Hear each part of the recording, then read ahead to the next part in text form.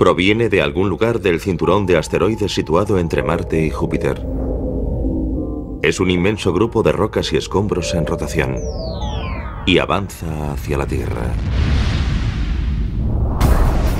Algo que no era más que parte de los restos del Big Bang podría estar destinado a desencadenar su propia gran explosión. Este gigantesco asteroide cruza a toda velocidad la atmósfera de la Tierra y se convierte en una fuerza imparable. Es casi 2 millones de veces más potente que la bomba Emperador soviética, el mayor y más potente artefacto explosivo jamás detonado. Su objetivo, Los Ángeles. Lo último que ven sus habitantes es un destello, una bola de fuego, y después...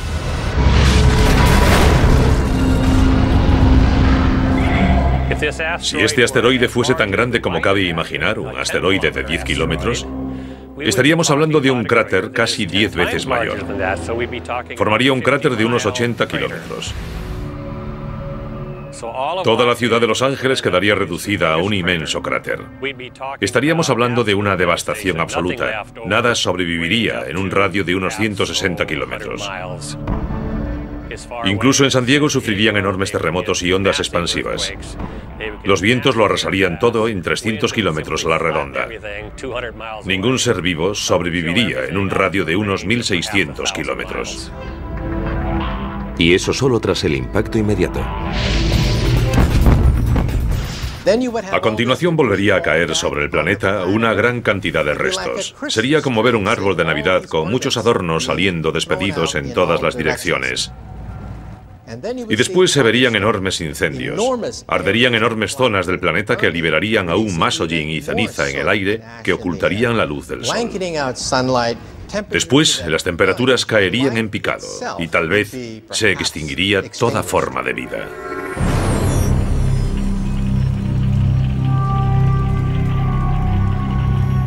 Lo que acaban de ver es lo peor que podría suceder si un gran objeto chocase con la Tierra. Podríamos decir que los asteroides que pueden extinguir la mayor parte de la vida en la Tierra, la mayoría de las especies, aparecen cada 100 millones de años aproximadamente. Y no es un fenómeno periódico, no sucede cada 100 millones de años exactamente. Podría ocurrir en cualquier momento. 100 millones de años es solo una estimación. La pregunta no es si va a ocurrir, sino cuándo ocurrirá.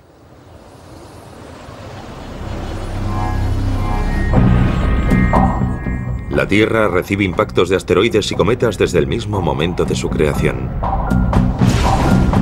Poco tiempo después de su formación, hace unos 4.500 millones de años, nuestro planeta se convirtió en un blanco frecuente, una especie de galería de tiro cósmica. Los asteroides y los cometas trajeron a la Tierra primitiva la mayor parte de los materiales orgánicos y el agua que hicieron posible el origen de la vida.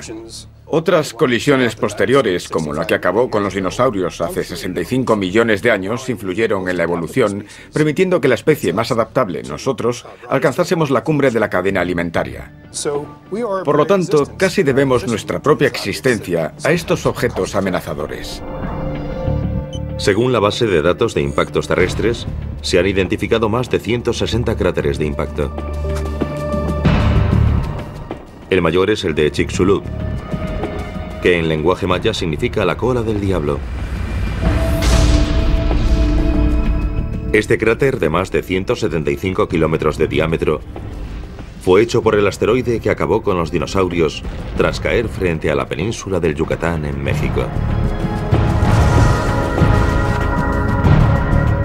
Esta base de datos también incluye el cráter del meteorito Barringer, situado en el norte de Arizona, y que hoy es una atracción turística. Este agujero de varios kilómetros de ancho fue causado por una enorme roca cósmica de mineral de hierro que colisionó con la Tierra hace unos 50.000 años. Mucho más recientemente, un enorme objeto cercano a la Tierra dejó también una importante huella, aunque no un cráter.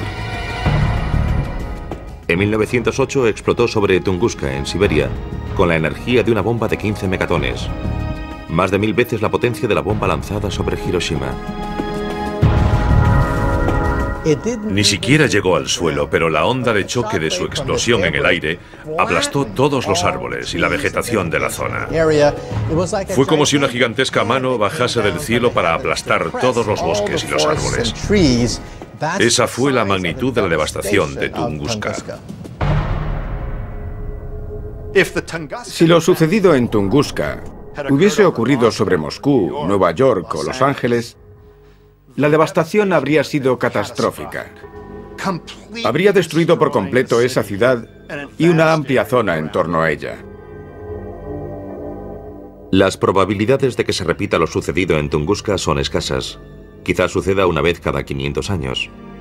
Pero es un posible desastre que no podemos permitirnos ignorar. Por eso la NASA creó el programa de objetos cercanos a la Tierra en el Laboratorio de Propulsión a Chorro. Su misión es encontrar los asteroides que representan una amenaza mayor para la Tierra. El primer paso para detener el Armagedón. Una estimación de 32,08 posiblemente. Cuando me preguntan sobre los aspectos más importantes del programa de objetos cercanos a la Tierra, siempre señalo 3. Encontrarlos pronto y encontrarlos pronto. Porque si logramos encontrarlos 10, 20 o 30 años antes de que surja algún problema, podremos desarrollar la tecnología para mitigar su amenaza. El programa de objetos cercanos a la Tierra utiliza a tiempo completo 5 telescopios situados en el sudoeste americano y otros puntos del planeta. Rastrean el cielo en busca de asteroides, especialmente aquellos que miden al menos 1 kilómetro de diámetro. El impacto de un asteroide de ese tamaño podría causar estragos en toda la Tierra. Podemos comparar la búsqueda de estos asteroides con el proceso de averiguar dónde caerá una pelota de golf una vez golpeada. Imaginemos que en vez de ver todo el vuelo de la pelota de golf, solo dispongo de unas pocas instantáneas. Con unos fotogramas de su movimiento tengo que averiguar dónde va a caer. En primer lugar, he de distinguir correctamente la pelota de golf de los demás objetos de la imagen, como árboles, aves e incluso otras pelotas de golf diferentes. Una vez que he identificado la pelota de golf en cada una de las imágenes, utilizo mis conocimientos sobre las leyes de la gravedad para trazar una trayectoria correcta que me permita averiguar dónde caerá.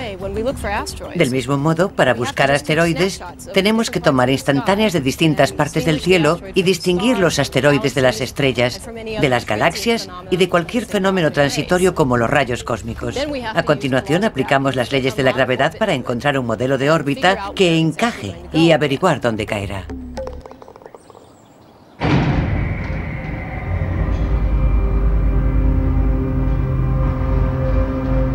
Ningún telescopio del programa de objetos cercanos a la Tierra ha encontrado más asteroides que los del Linear, siglas en inglés del programa Lincoln de búsqueda de asteroides cercanos a la Tierra.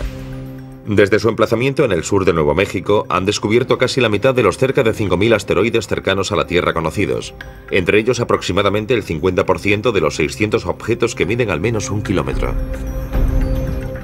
Este es uno de los telescopios que usamos para rastrear asteroides con el programa Linear. No es grande según el estándar astronómico, tiene una apertura de 1 metro, pero el secreto de su sensibilidad reside en el cuadro azul que vemos en la parte inferior. Es un dispositivo acoplado por carga fabricado para buscar con gran sensibilidad en una zona amplia. La combinación del telescopio y el dispositivo nos permite alcanzar una sensibilidad 1 millón de veces superior a la del ojo humano. Este es el aspecto del cielo visto por los telescopios del programa Linear. Aquí podemos ver un cierto número de estrellas y la imagen incluye también diversos objetos cercanos a la Tierra. Tras procesar estos datos y analizarlos, descubrimos los objetos en movimiento. Lo que hace es comparar las 5 imágenes y vemos que ha descubierto varios objetos en movimiento. Los que tienen este aspecto son asteroides del cinturón principal, situado entre Marte y Júpiter. No representa ninguna amenaza, pero también encontramos otros que son muy diferentes. Este va en sentido opuesto al cinturón principal y mucho más rápido. Este parece ir a su encuentro. Son objetos cercanos a la Tierra y de hecho son 2 de los que descubrió el programa Linear. El programa Linear envía sus datos al Centro de Planetas Menores en Cambridge, Massachusetts, el centro de referencia en la búsqueda de objetos cercanos a la Tierra. La función del centro es relacionar las nuevas observaciones de objetos cercanos a la Tierra con las ya existentes y ajustar las órbitas de los objetos cercanos a la Tierra en general. Con esas órbitas, otros grupos pueden realizar observaciones físicas utilizando telescopios para determinar el tamaño real de esos objetos. El Centro de Planetas Menores considera que un asteroide es potencialmente peligroso si su órbita lo sitúa a menos de 8 millones de kilómetros de la Tierra.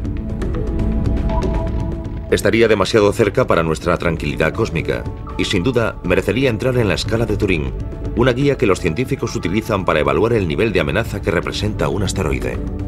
Es una escala del 0 al 10. 10 es la destrucción absoluta y 0 que hay muy poca o nula probabilidad de algún tipo de impacto. La calificación más alta que un objeto ha recibido hasta la fecha en la escala de Turing ha sido la de un asteroide llamado Apophis. Apophis fue bautizado con el nombre del dios egipcio de la destrucción y en cierto momento fue clasificado con un 4 en la escala de Turing. En las semanas siguientes a su descubrimiento en diciembre de 2004, hubo una temporada en la que parecía tener un 2,7% de probabilidades de chocar con la Tierra en 2029.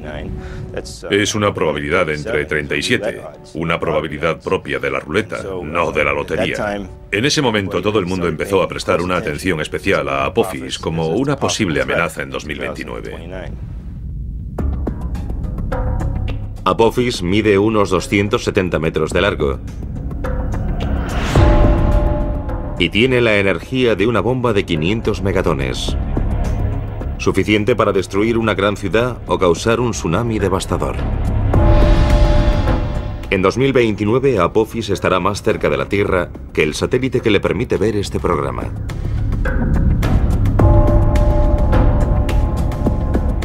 A pesar de esta proximidad tan poco frecuente, los análisis ópticos y los realizados mediante radar han descartado la amenaza de un impacto con la Tierra, lo que equivale a un 0 en la escala de Turing. Sin embargo, la órbita de Apophis podría cruzar una zona que la modificase. Eso significaría una probabilidad entre 45.000 de otro encuentro con la Tierra en 2036. Estamos estudiando minuciosamente la posibilidad de una colisión en 2036. Sin embargo, tendremos dos magníficas oportunidades de observar a Apophis. Una en torno al año 2013 y otra en torno al año 2021. Estamos bastante seguros de que entonces podremos descartar la posibilidad de un impacto. En el caso improbable de no poder descartar la posibilidad de un impacto, aún dispondríamos de mucho tiempo para evitar la colisión mediante alguna forma de mitigación. El siguiente paso para detener el Armagedón es adoptar una medida de mitigación. ¿Cómo podemos evitar que Apophis o cualquier otro gran asteroide choque con la Tierra y cause una enorme devastación? La respuesta más obvia podría ser también la peor opción de todas.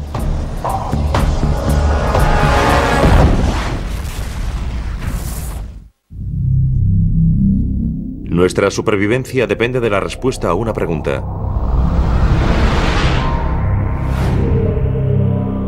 Si descubrimos un gran asteroide en rumbo de colisión con la Tierra, ¿podemos hacer algo para evitar que ocurra? Podemos pensar en el impacto de un asteroide como un gran desastre natural, pero lo que lo diferencia de los desastres naturales que conocemos como los huracanes, los terremotos, etc., es que en principio se pueden prevenir. Por lo tanto, nuestra tarea no se limita a paliar sus consecuencias, sino a intentar evitarlo. Es una diferencia importante. Esta prevención de un gigantesco impacto con la Tierra nos lleva al segundo paso para impedir el Armagedón: mitigar su riesgo. Neutralizar un objeto letal cercano a la Tierra no es tarea fácil. Solo hay que fijarse en las películas de Hollywood. O quizás no.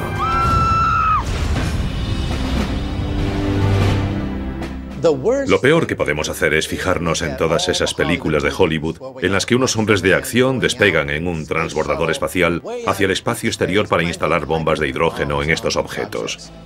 En primer lugar, un transbordador espacial ni siquiera puede llegar hasta esas distancias, pues solo se limita a rodear el planeta Tierra. En segundo lugar, y aún más importante, hacer explotar un asteroide es lo peor que podríamos hacer. Si lo hiciésemos, en lugar de enfrentarnos a un asteroide gigantesco, nos enfrentaríamos a 2, 3 o 4 fragmentos, cada uno de los cuales podría causar enormes estragos en el planeta Tierra.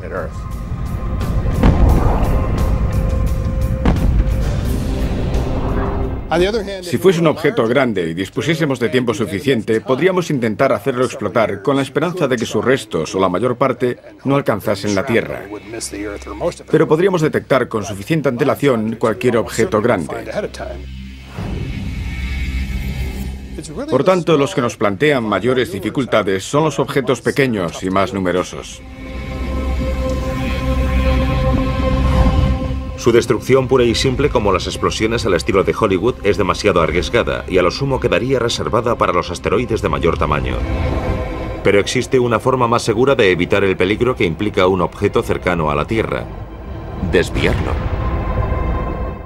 Si un asteroide se dirige hacia la Tierra en rumbo de colisión, la mejor opción es modificar su órbita muy ligeramente para alejarlo de la Tierra sin romperlo.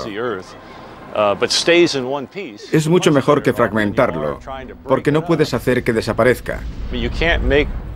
Simplemente lo rompes en pedazos.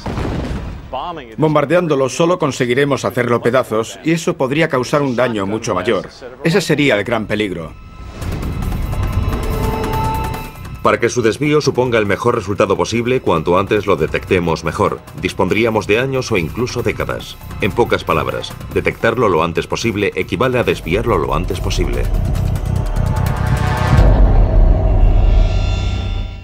Más importante aún, cuanto más lejos esté el asteroide, menos fuerza tendremos que aplicar para lograr un gran cambio en su órbita.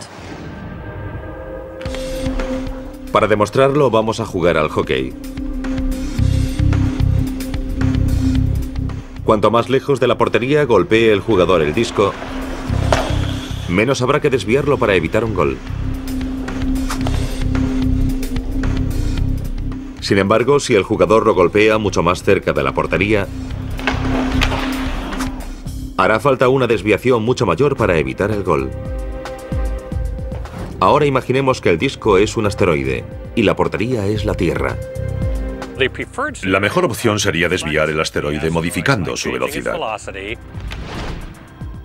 Si podemos hacerlo con suficiente antelación, por ejemplo 10 años, solo necesitaremos cambiar su velocidad menos de 1 centímetro por segundo. Es un cambio muy pequeño en su velocidad, pero su efecto acumulativo hará que llegue hasta donde estamos antes de que nosotros lleguemos o cuando ya no estemos allí. Por lo tanto, dejaría de ser un problema. Se han propuesto varias estrategias para desviar asteroides. Y con permiso de Bruce Willis, ninguna requiere una misión tripulada. Una misión tripulada obstaculizaría la operación en buena medida. Con la tecnología y los vehículos actuales no podemos alejarnos mucho de la Tierra.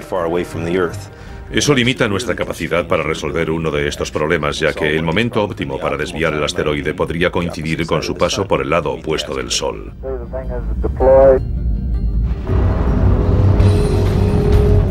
Una estrategia de desviación propuesta por investigadores franceses aboga por hacer que un asteroide que no represente una amenaza choque con el que se dirija hacia la Tierra y lo desvíe. Denominan esta estrategia asteroide contra asteroide.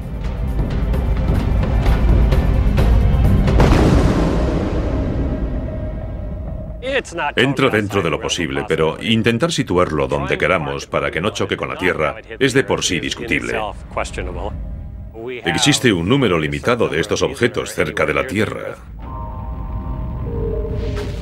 Y estamos hablando de encontrar y acercar con facilidad a la Tierra uno de los asteroides que podrían representar una amenaza de impacto con la Tierra. Por lo tanto, no me decantaría por acercarlo para disponer de él más adelante. Además, resultaría muy complicado dirigir un gran asteroide. No necesitamos algo tan grande para obtener suficiente energía e impulso para desviar otro asteroide. La Agencia Espacial Europea aporta otra propuesta. Está diseñando una misión denominada Don Quijote. En lugar de atacar molinos de viento, la agencia pretende modificar el curso de un asteroide que no represente una amenaza mediante el lanzamiento de una nave espacial llamada impactador cinético para que choque con él.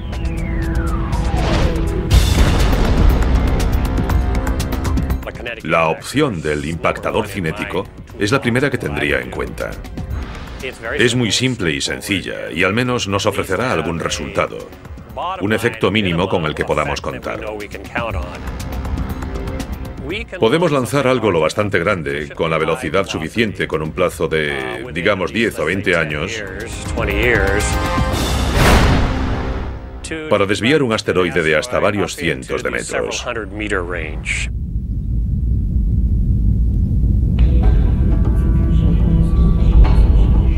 Tanto el impactador cinético como la estrategia asteroide contra asteroide requieren una gran colisión para desviar la amenaza de un objeto cercano a la Tierra. Pero otras propuestas sugieren que podría ser posible detener el Armagedón con un simple haz de luz.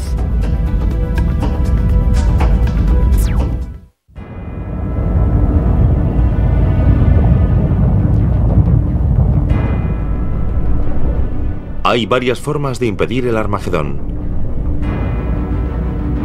Hay quien propone un enorme impacto repentino que consiga que el asteroide abandone su rumbo de colisión con la Tierra.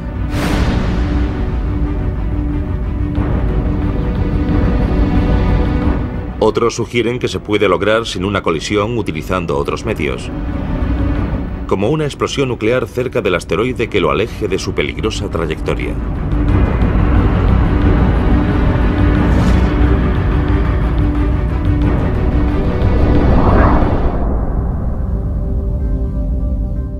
Lo haríamos detonar a poca distancia de la superficie. Su principal efecto sería energético. Es de esperar que en forma de neutrones que al atravesar la superficie calentarían el meteorito y harían saltar fragmentos de su superficie. Se trataría de un área bastante grande, lo que disminuiría la probabilidad de romperlo.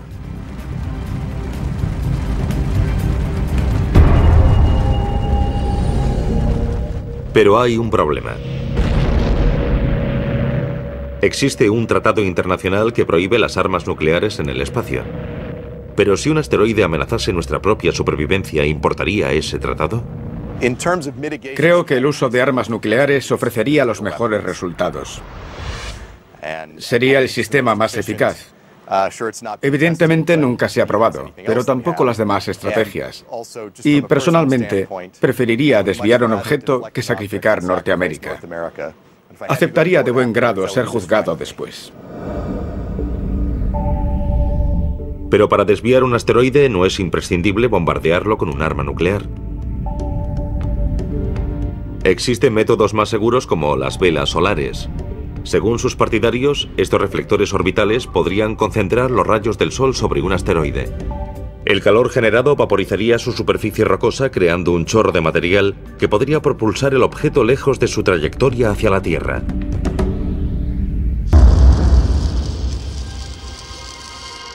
También podríamos utilizar rayos láser. Si nos permiten cortar los metales más duros y realizar intervenciones quirúrgicas delicadas, tal vez una versión más potente podría desviar un asteroide.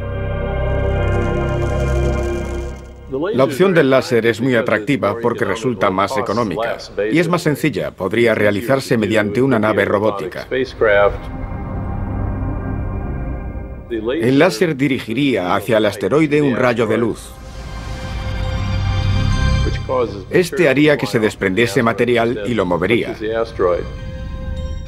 No tendríamos que transportar hasta allí el material que aplicaría una fuerza sobre el asteroide. El láser puede ser dirigido de manera muy precisa y muy gradual. Podría hacerse en un plazo de 3 meses. En los años 80, un equipo de investigadores descubrió accidentalmente el potencial del láser mientras experimentaba con pulsos cortos sobre una oblea de silicio, un material similar a la superficie de un asteroide. Básicamente sincronizamos una cámara con el láser para cronometrar mediante fotogramas el material que perdía la superficie de la capa de silicio. Y nos sorprendió nuestro propio descubrimiento. Pudimos ver cómo perdía fragmentos de material. Pudimos ver cómo se vaporizaban. Fue un descubrimiento científico y también tecnológico. Por relevante que fuese aquel descubrimiento, hay una gran diferencia entre una oblea de silicio y un asteroide. Pero según sus partidarios, tal diferencia resulta salvable con un pulso de láser 5000 veces más potente que los que usamos a diario en la Tierra.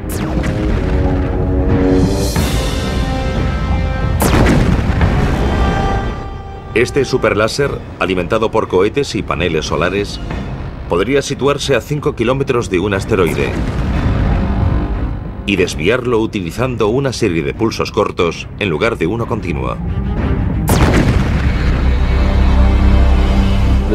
Un pulso muy corto podría aplicar suficiente intensidad a la superficie del asteroide para desprender material. Cuando ese material saliese despedido del asteroide, lo empujaría en la dirección que deseásemos que se moviese. Además, a medida que ese láser de pulso muy corto incide en su superficie, crea una nube de material que se desprende del asteroide. Esa nube de material absorberá cualquier otra luz que enviemos al asteroide. Por lo que es importante que toda esa energía lumínica llegue a esa zona del asteroide en muy poco tiempo antes de que se forme una nube.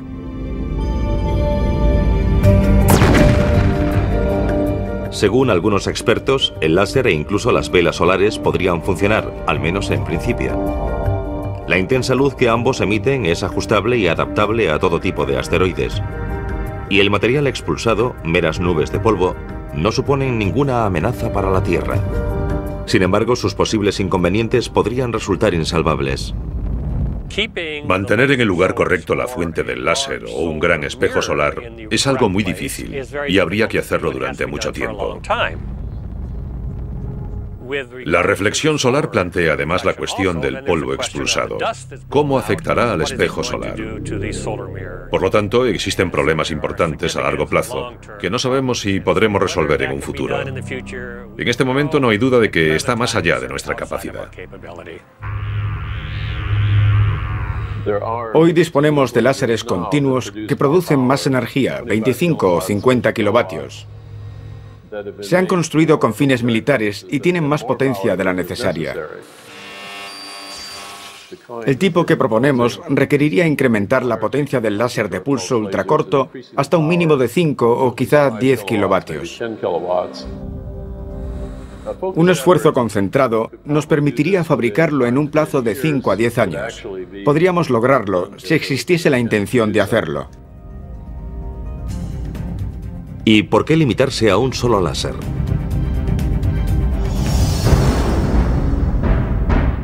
Algún día podríamos instalar de forma permanente una flota en torno a la Tierra para actuar como escudo de defensa contra los asteroides que nos amenazasen.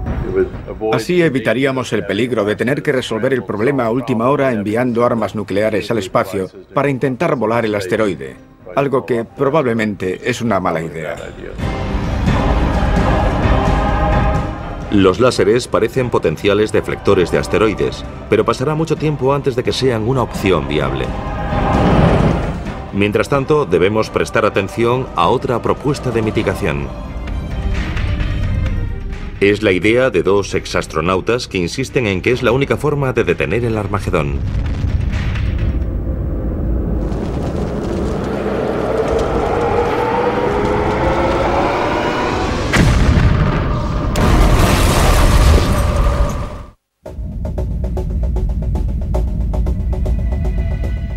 De todas las propuestas para impedir el Armagedón, el dispositivo más efectivo podría ser el denominado tractor gravitatorio.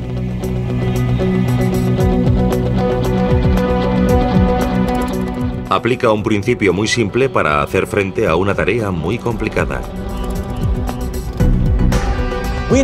Sabemos que todo lo que existe en el espacio tiene una fuerza gravitatoria, también los asteroides. Además sabemos que una nave espacial interactúa gravitatoriamente con el asteroide. Por lo tanto, si una nave se aproximase lo bastante al asteroide, podría comenzar a alejarlo lentamente de su trayectoria si pudiésemos llegar a tiempo hasta él.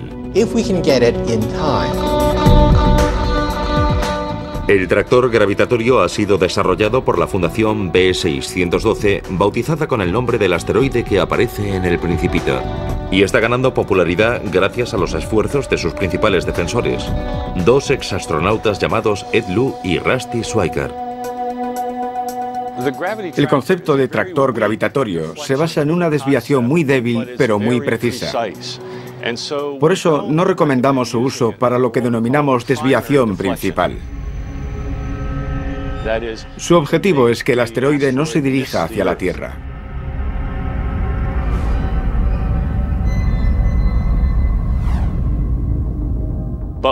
Pero una vez realizado el impacto cinético, que es una maniobra muy imprecisa, utilizaríamos el tractor gravitatorio para realizar un ajuste muy preciso al resultado de la desviación principal.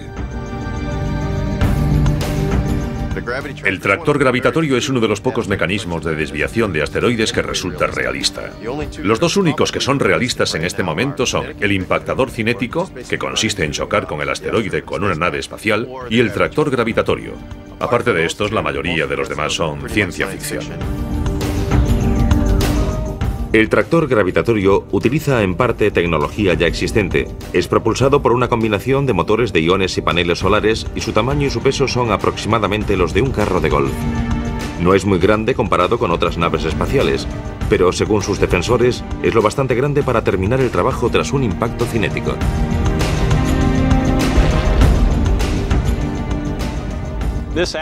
El asteroide estaría girando sobre uno de sus ejes o de algún otro modo. Llegaríamos con el tractor gravitatorio y lo situaríamos aquí si quisiésemos arrastrarlo en esta dirección. Aunque el asteroide estuviese girando, no llegaría a tocarlo. Nos limitaríamos a situarlo delante de él si queremos empujarlo en esa dirección y ahí permanecería. Digamos que el asteroide tiene 90 metros de diámetro. Entonces nos situaríamos a 75 metros del centro de gravedad del asteroide aproximadamente. En otras palabras, a una distancia aproximada de 1,5 veces el radio del asteroide. Impediríamos que nos atrajese la gravedad del asteroide.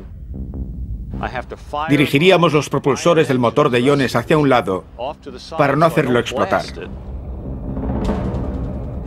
Eso nos permitiría permanecer allí una semana, un mes, un año o lo que fuese necesario. Los motores de iones duran mucho tiempo. Y como el tractor gravitatorio dispondría de un transpondedor de radio, podría ser localizado con mucha precisión desde la Tierra. Eso permitiría saber con exactitud los cambios que ha sufrido la órbita del asteroide. Estaríamos modificando la composición del sistema solar sin tocar nada. Su capacidad para realizar movimientos controlados y precisos es la principal ventaja del tractor gravitatorio. Una vez desviado cualquier asteroide, debemos asegurarnos de que no regrese y choque con nosotros en un futuro. El tractor gravitatorio nos permite medir con precisión hacia dónde se dirige y realizar pequeñas correcciones que nos aseguren que no regresará. A pesar de esta ventaja, el principal inconveniente del tractor gravitatorio es su poca fuerza. Quizá demasiado poca para afectar a un asteroide realmente grande. Para ser efectivo, el tractor gravitatorio necesita mucho tiempo y que el asteroide sea pequeño. Tendría que ser mucho más pequeño que 1 kilómetro. Tal vez 150 o 300 metros. Del tamaño de Apophis o menor. Si se tratase de un asteroide más grande y dispusiésemos de poco tiempo para desviarlo, probablemente el tractor gravitatorio no sería el método adecuado. Pero entre el momento en que descubramos el posible impacto de un asteroide y el momento en que se produzca, podrían pasar varias décadas. Por lo tanto, en la mayoría de los casos tendríamos tiempo para usar este método. En el momento en que podamos sufrir el impacto de algo tan grande, dispondremos de tecnología que hoy ni podemos imaginar. Utilizaremos algo distinto al tractor gravitatorio. Pero si tuviésemos que hacerlo hoy, podríamos hacerlo. Lo importante es que hoy podemos proteger la Tierra de impactos de asteroides si hacemos nuestro trabajo. La Fundación B612 pretende demostrar la eficacia del tractor gravitatorio desviando en el año 2015 un asteroide que no represente una amenaza.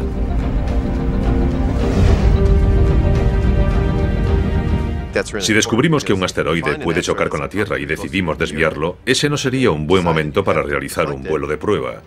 Ese vuelo debe hacerse con antelación para poder solucionar posibles errores. La clave es convencer a la NASA de que debería demostrar que dispone de esa capacidad antes de tener que utilizarla. Ese es el problema. Podrían estar en juego millones de vidas. Es una prueba sencilla y barata. Así que hagámosla y sabremos que podemos. Esto nos lleva al tercer y último paso para detener el Armagedón. ¿Quién decidirá qué hacer y cuándo hacerlo si un asteroide se dirige hacia nosotros?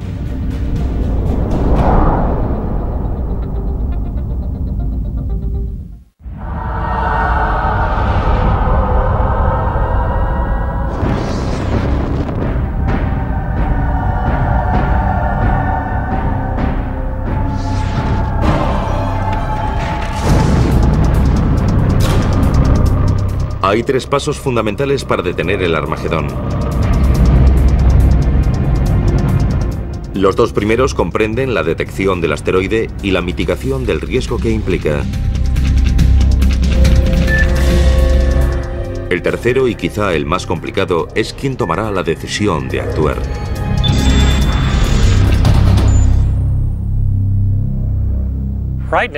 Si en este momento descubriésemos que algo se acerca, seguramente correríamos de un lado para otro sin lograr hacer nada a tiempo. Creo que deberíamos disponer de alguna especie de manual que nos diga qué hacer cuando el asteroide se aproxime. La urgencia de responder a esta pregunta aumenta a medida que disponemos de mayores y mejores telescopios como el Pan-STARRS, acrónimo en inglés del Telescopio de Vigilancia Panorámica y Sistema de Respuesta Rápida. Es un proyecto de la Universidad de Hawái que podría revolucionar la búsqueda de objetos cercanos a la Tierra. La idea es disponer de un telescopio de campo muy amplio que permita un enorme campo de visión. Así podremos observar más lejos en el espacio, hacerlo más rápido y cubrir un área mayor de cielo cada noche. Programas como el Pan-STARRS facilitarán el número de descubrimientos. Cuando encontremos la gran mayoría de esos objetos, podremos hacer un seguimiento a 100 años vista y ver si alguno de ellos supone un problema.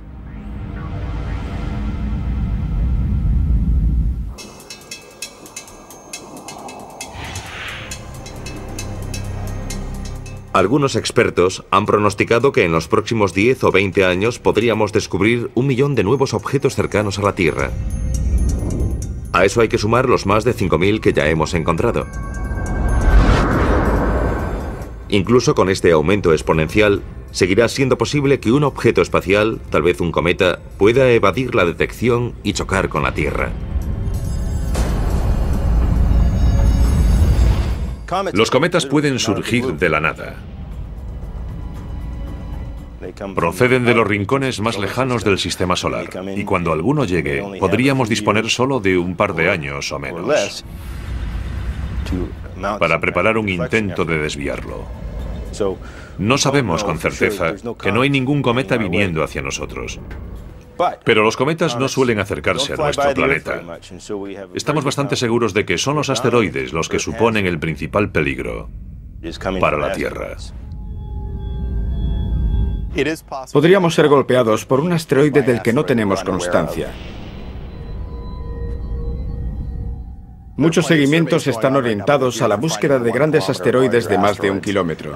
Nos interesan especialmente objetos de unos 150 metros de los que hemos encontrado solo un pequeño porcentaje. El seguimiento de esos objetos potencialmente peligrosos tendrá que incrementarse en un futuro. Por ahora, no existen protocolos sobre las medidas a tomar, cuándo actuar y quién tomará esas decisiones en el caso de un impacto inminente con la Tierra.